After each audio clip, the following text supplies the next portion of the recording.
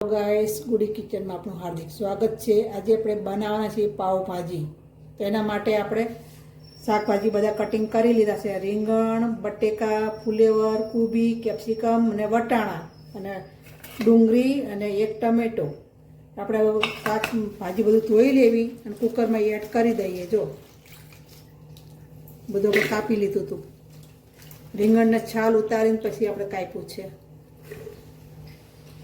આપણે બધું શાકભાજી ધોઈને જો કુકરમાં એડ કરી દીધું છે।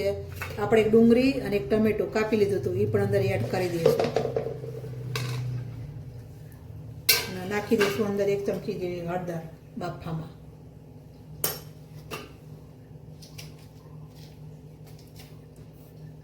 અડધી પોણી ચમચી જેવું મીઠું સ્વાદ અનુસાર અને 1-1.5 ગ્લાસ જેવું પાણી નાખી દઈશું આપણે।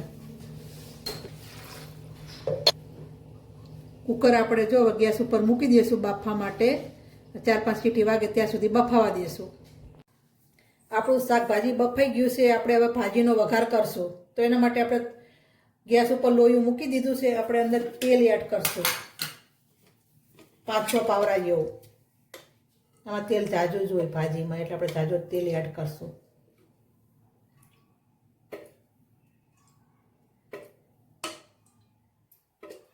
જો આપણે 6 પાવરા જેવું એડ કર્યું છે। આપણે તેલ ગરમ થાય પછી જીરું નાખશું। જો આપણે અડધી ચમચી જેવું જીરું એડ કરશું અંદર।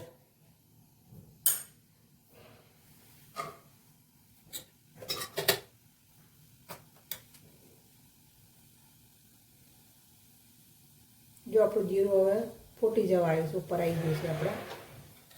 હવે આપણે ડુંગળી ક્રશ કરી હતી 2-3 નાની મોટી એ આપણે અંદર એડ કરી દઈશું।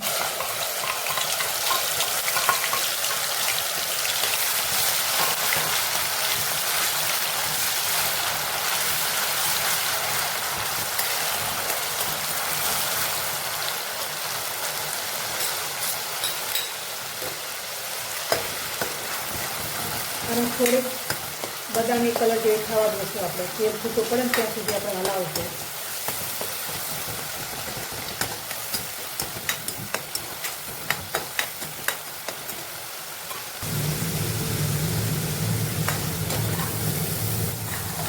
આપણે હલાઈ કરવી પડે ને તો ડુંગળી ચોંટી જાય બાઉલમાં એટલે આપણે સરસ રીતે હલાઈ કરવી પડે।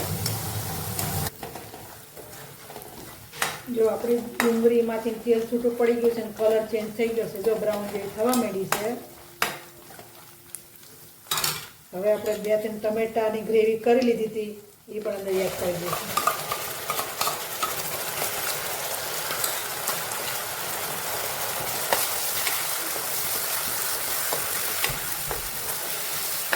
ટમેટા, લસણ, મરચાં ત્રણેયની ગ્રેવી કરી હતી ટમેટા ભેગી એ અંદર આપણે એડ કરી દીધી છે।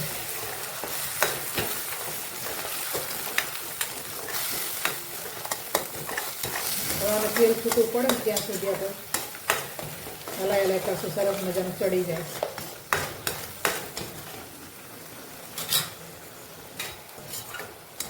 જો આપણે ટમેટામાંથી પણ ગ્રેવી નાખી હતી એમાંથી જો તેલ છૂટું પડવા માંડ્યું ડુંગળી ટમેટા બધું ચડી ગયું છે। જો સરસ મજાનું હવે આપણે બધા મસાલા એડ કરી દઈશું અંદર।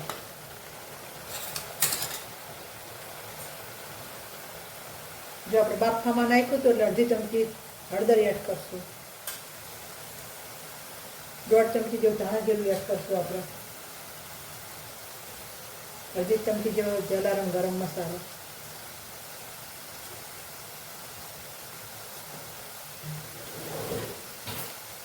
પાવભાજી મસાલો આપણે 1.5-2 ચમચી જેવો નાખશું। 2 ચમચી જેવો નાખશું આપણે। બધું મિક્સ કરી લઈએ આપણે।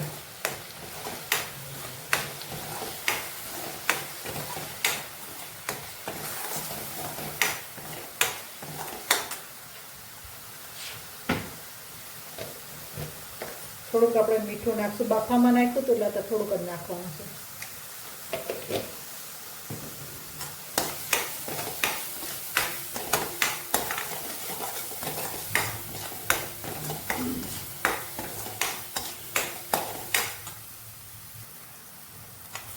તેલ છૂટું પડે ત્યાં સુધી આપણે હલાવીએ. જો ધીમે ધીમે બધું ચડી જવા માંડ્યું છે.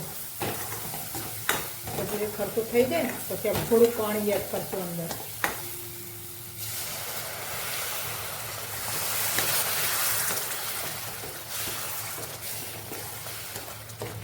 અડધો ગ્લાસ જેવું પાણી એડ કર્યું છે.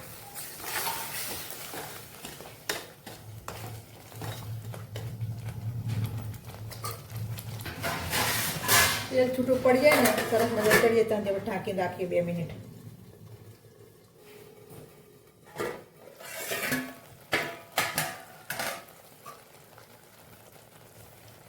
જો તેલ છૂટું પડી ગયું છે, જો કલર લાલ લાલ સરસ થઈ ગયો છે. આપણે અંદર જે ભાજી બાફેલી છે બધી શાકભાજી એ પણ અંદર એડ કરી દઈશું.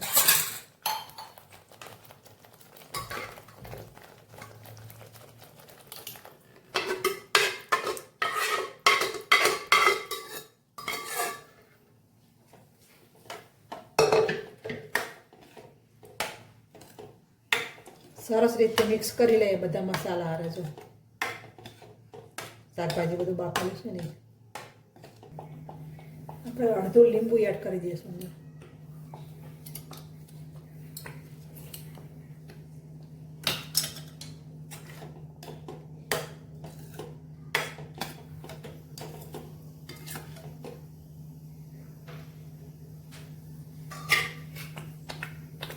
ઉપરથી ધાણા એડ કરી દઈશું.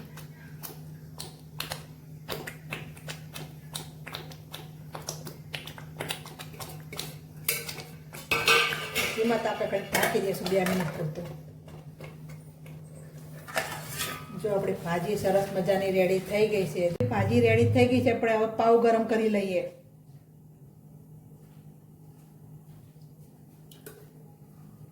થોડું તેલ મૂકશું લોટીમાં, પાવ મૂકી દઈએ અંદર આપણે.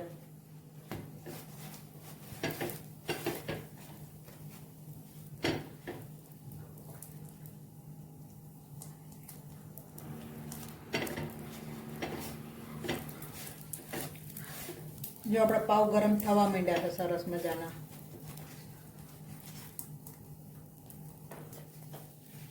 આપણા પાવ ગરમ થઈ ગયા, સરસ રેડી થઈ ગયા છે. જો આપણી પાવભાજી રેડી છે. ચલો ગાઈસ જમવા.